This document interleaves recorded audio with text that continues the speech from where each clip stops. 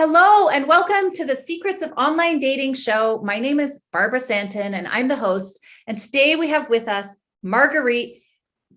See, I'm shy now. Rigoglioso. Rigoglioso. Welcome, Marguerite. Thank you. It's really nice to be here. I'm going to read your bio and then we're going to dive into questions. Great. All right. So Marguerite Rigoglioso, PhD, is the foremost authority on the history of virgin birth and the author of the bold new book, The Mystery Tradition of Miraculous Conception, Mary and the Lineage of Virgin Births.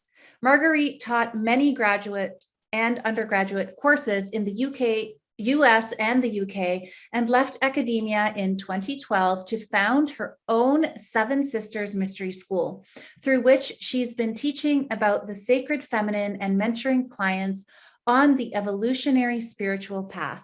She also is the author of Virgin Mother Goddesses of Antiquity and the Cult of Divine Birth in Ancient Greece. Wow. Wow, I cannot wait to dive into all of that. And I really want to actually start with the divine feminine, because I've done so many shows now and I've had, some touch points on that, but I feel like it's really the right time to dive into it again. I think the feminine is rising, and with what's going on in the world, I think there's a lot of conflict with that. And I know in my practice of serving women and helping them step into their femininity and my own work with that and ongoing work, that it's such a really important topic to continue growing in. So with that super broad sort of introduction, I can ask you a specific question, but can you just speak into that a little bit to start off with? Right. Well, very interestingly, years ago, when I first started getting interested in the goddess, and I went to my very first lecture that anybody had ever given, it was by a therapist in the Boston area named Greta Bro. And I don't know if it was in that lecture or maybe in subsequent months when I knew her, she said, when women find the goddess, they get really sexy. So I thought that might be a really good jumping off point. How's that? I bet that's a little different from what you've been hearing from other people. Yeah, that's amazing. I mean, I'm in that world, so that resonates with me fully. And I know that when a woman finds her femininity, as imperfect as it might be, to reconnect with her, capital H, it makes you almost instantly sexier. Yeah, that's right. Because suddenly you're connected with your inner feminine. And one of the major aspects of being attractive to love and a soulmate and a relationship in general is moving into and embracing your feminine, and that doesn't mean getting necessarily into stereotypical behaviors, right? But it's a shift. And, I had to undergo that myself, like, what do I need to soften and what do I need to open up to that really is in alignment with the authentic feminine? And, we could talk specifically about that or whatever direction you'd like to go in. I would love to talk specifically about that, because I think a lot of the women watching are in our society. I mean, it was just like how I was, working, making a living, being in their masculine, which there's nothing wrong with, but not knowing how to connect with the feminine, and also being a little bit afraid of it because it's so vulnerable and it's kind of scary. And I'm going to lose all of this work that I've done here by being too soft or whatever stories we have. So I would love to dive into that.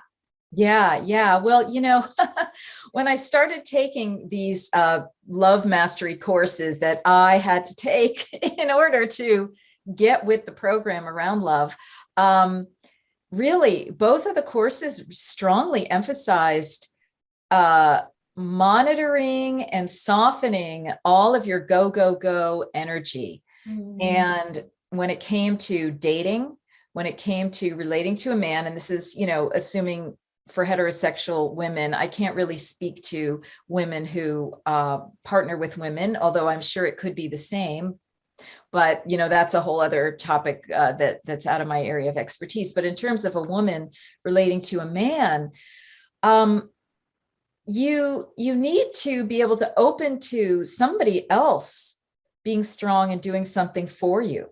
Because if you're doing everything and if you've got it all zipped up, there's no room for the man to do what he naturally wants to do and what makes couples happiest and men happiest, which is to serve a woman, to serve the feminine.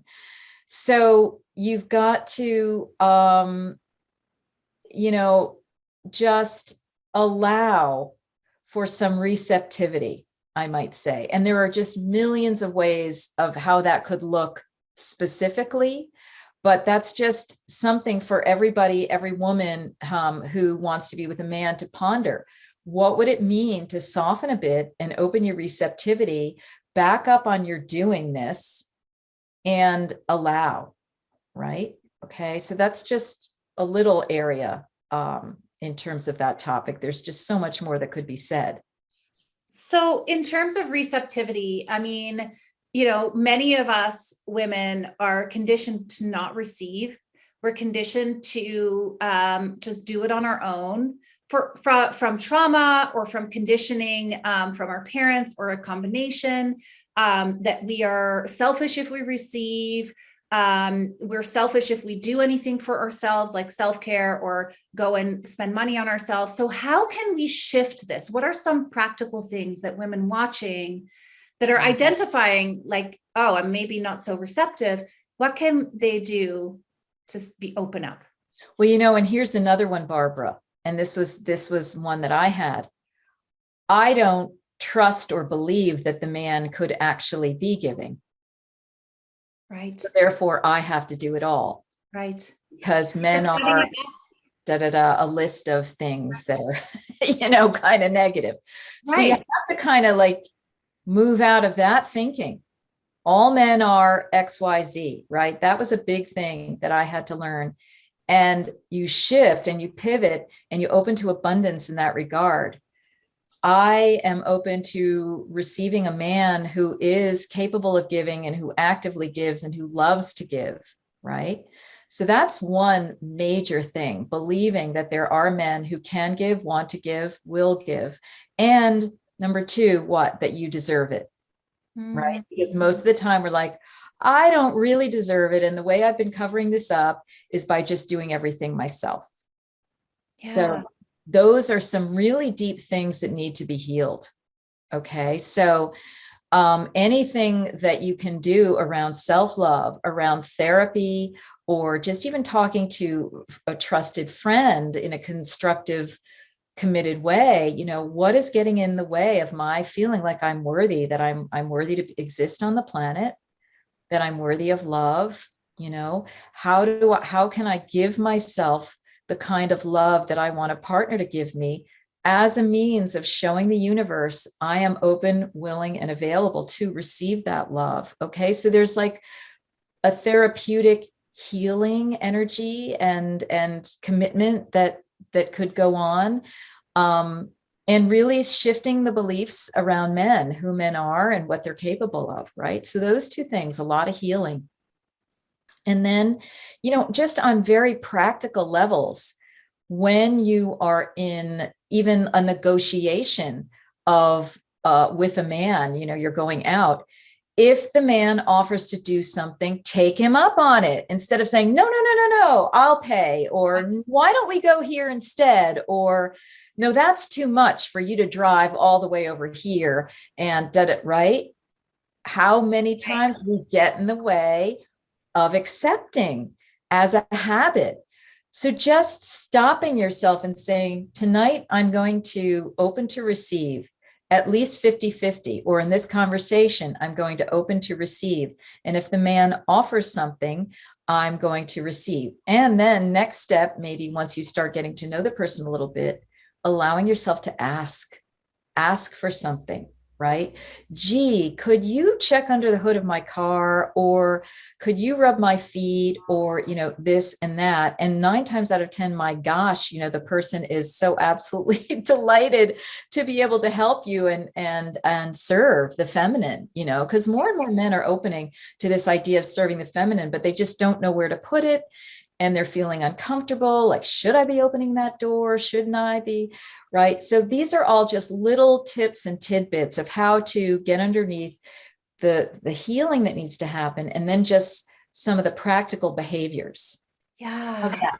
Yeah, I love that. And the word trust keeps coming up because, you shared that you and just like me and everyone watching, we had or still have these preconceived notions of men that we're about to date, and therefore we're creating more and more of these relationships, right? Unless you intercept it and stop that pattern and that projecting that pattern out into the world, and you'll continue to get it back.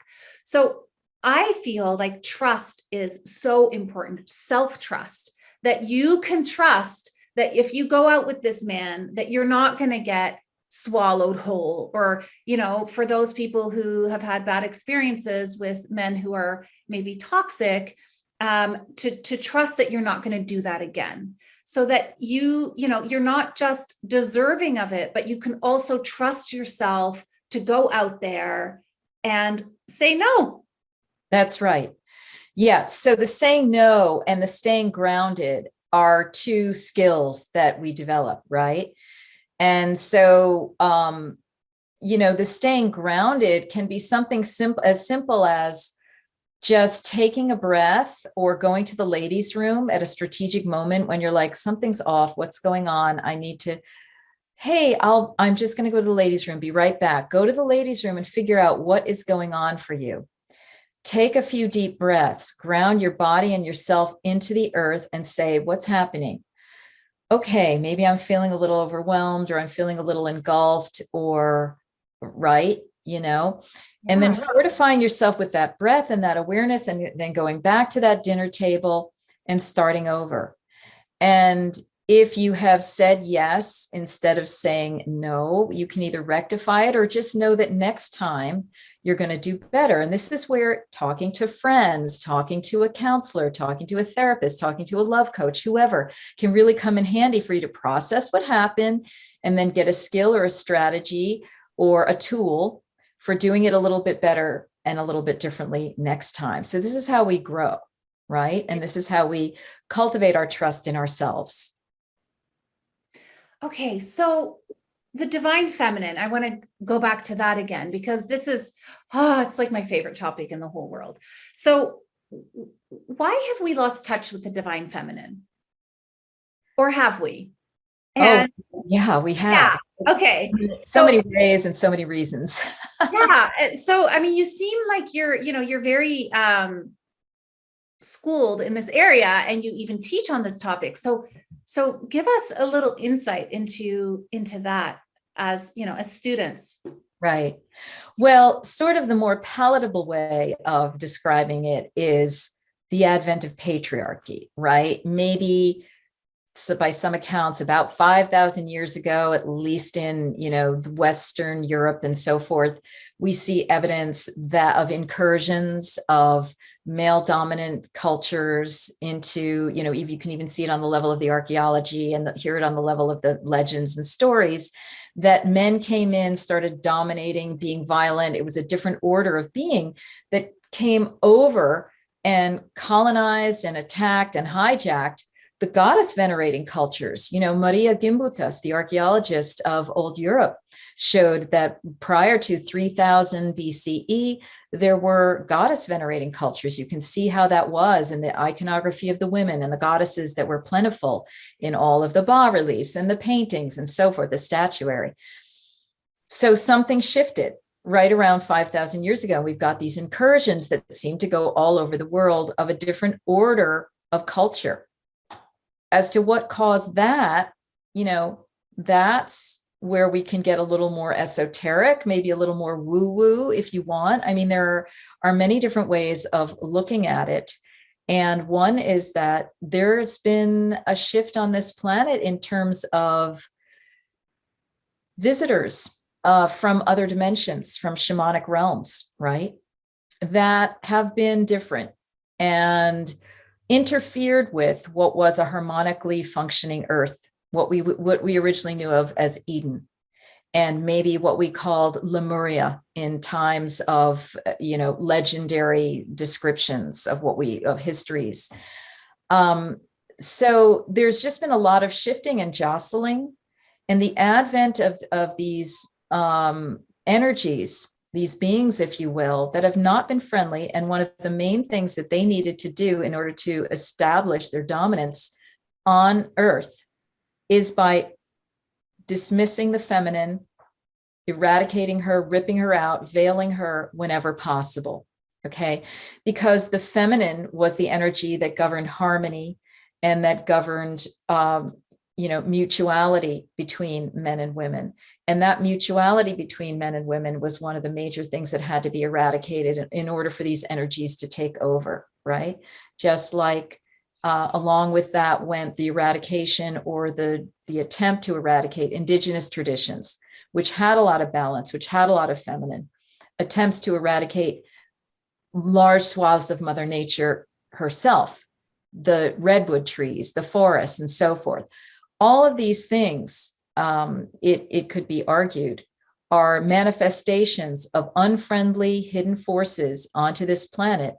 And now we are starting to wake up to the loss of the feminine. We're starting to return her to her rightful place. And then we're looking a little bit farther back, like, well, how did this actually happen? What's been veiled from us that we don't even know about how that happened? Okay, so I'm making some suggestions to your viewers that can get them thinking or may resonate with things they already know intuitively or have already investigated themselves. So it's a long story that has come down to us through increasing societal dysfunction and then trauma from one generation to the next, and way out of whack male-female relations. Yeah. Wow.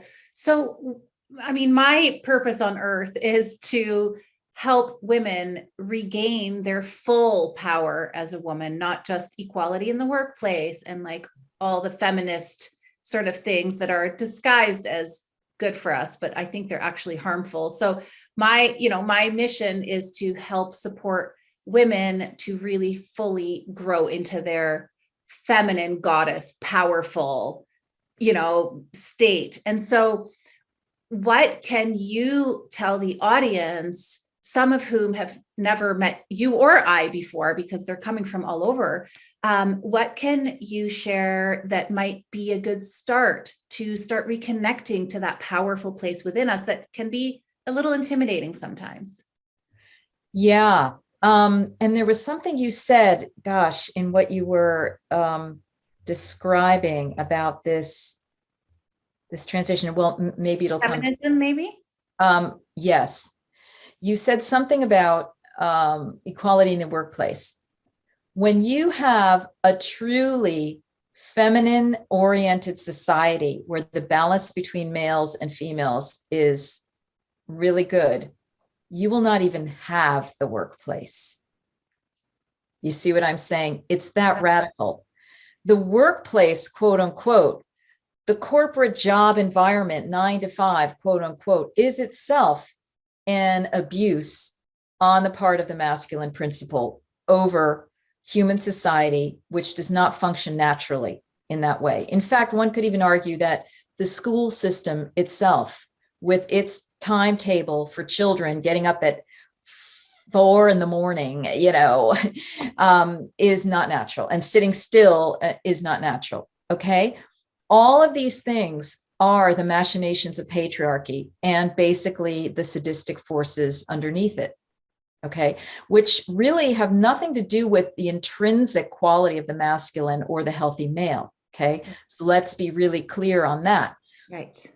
So getting radical enough to say, I want to change this society entirely. I want to go back to things like gee, the Montessori school way of teaching children, or the Steiner school way, the Waldorf school way of teaching children, because that's more healthy. I want to go back to a kind of an entrepreneurism, or I want to go back to a society that supports women in being productive, creative citizens while also being able to be mothers and not having to choose between the two, but not having to do what we've done, which is take on both in a heavy, heavy way, you know? So it's starting to become aware, meditate on, and talk to others about, and create new, entirely different structures of how we want to be in the world, right? So homeschooling is one big movement, although what ends up happening, you know, the mother, once again, everything is loaded on her, right? So we don't want this loading on women of all the gaps and all the new things. We want this really spreading out, because the fact of the matter is men don't really jibe with those kinds of corporate environments either. Yeah. So we want to bring the feminine back into everything, every aspect of society. And, you know, for me personally in my life, it was to become an entrepreneur. I did not want to be sitting 9 to 5. It just was like nails on a chalkboard, you know, when I did that kind of work. And I wanted to have more flexibility. I wanted to be more creative. I wanted to be following my bliss.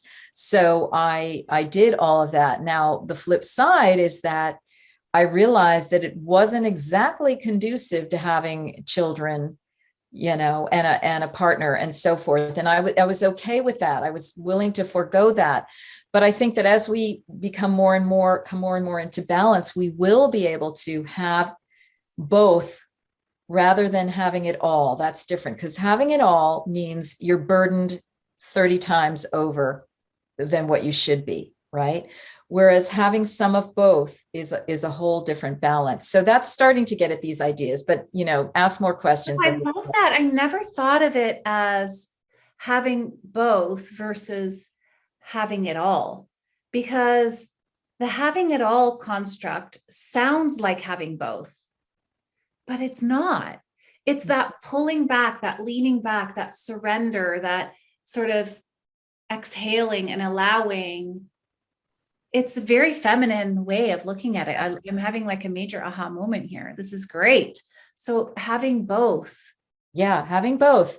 And how are you strong and receptive in that? Everything that I was talking about regarding dating and connecting with a man goes for every aspect of your life. How can I work? And, you know, a lot of people are talking about now having fifth dimensional businesses, which is really more about being in the trust mode, being in the receptive mode, moving out of stress and anxiety about where's the next penny going to come from, and moving into working communally with spirit, working communally with others, getting in the manifestation mode and the creative mode, and then watching the universe unfold, rather than feeling like you have to orchestrate every single minute or you're going to end up a bag lady. Right. Yeah. Yeah. And that level of trust and surrender is really hard for most people, never mind most women, right now in this world. And that is the very thing that's going to liberate you from what you're experiencing as not good right now in your life. Right. And so the not getting the man, not ever feeling on top of things, feeling the rat race, feeling burnt out. But we feel like we have to keep going in order to not end up like a bag lady. And it's such a juxtaposition that in order to get everything you've ever wanted, you need to actually lean back. That's right. You know, Matt Kahn says that the most important principle of manifestation is relaxation. And that's something I just have to remind myself of again and again, and I mostly forget about it. And then I realize, actually, at the times when I've been forced to relax, like either when I've not felt well or I've had to go on a kind of a vacation because of the holidays, and then I come back with this inordinate amount of energy because I realized I was tired and getting burned out. And just the simple act of taking 1 day, 2 days, 3 days, let alone a week or 2 weeks off, can revitalize you enormously. And it's the law of diminishing returns to think that every day and every minute of every day you have to spend, trying to do your business. It will be counterproductive, and you'll start sending out the wrong energy. So these are the kinds of things that are opportunities as we move into the new earth during this crazy initiation time, where it feels like things can be falling apart at times. Wow, Marguerite, I want to chat with you for 2 hours. And we have come to the end of this time. This time together, how can our audience reach you and learn more about your wisdom and what you do? Great. Yeah. Thanks so much, Barbara. You can go to sevensistersmysteryschool.com and you can poke around. I've got free resources, talks, guided meditations, interviews, all of that type of thing. Many on-demand courses, and continuing things that we're doing, including the monthly Mother Mary Love and Empowerments Circle, which is a place every third Thursday of every month, definitely this year, and going on possibly indefinitely. You get to sit, restore, relax, receive, heal, and trust under the auspices of what I call the evolutionary new Mother Mary. Okay, not the programmed Mary, but the actual avatar goddess who she is. So that's one thing.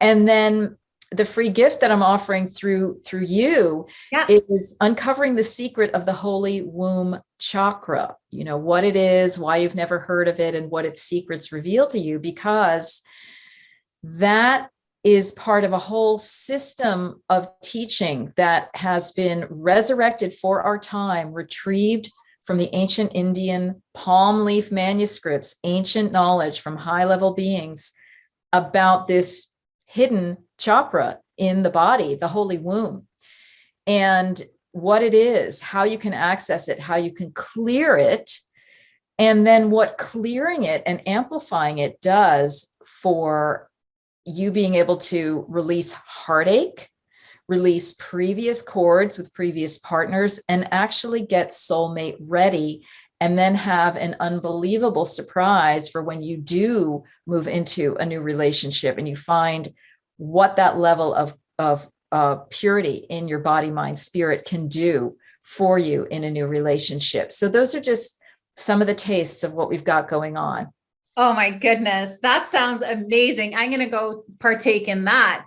So thank you. That is so generous. Thank you for your time, your wisdom, your generosity. It's been such a treat to have you, Marguerite. You're welcome, Barbara. It's been great being here. Thank you so much for inviting me. Amazing. And thank you to the audience for watching yet another incredible interview. Stay tuned for the next one, and I can't wait to see you then. Bye for now.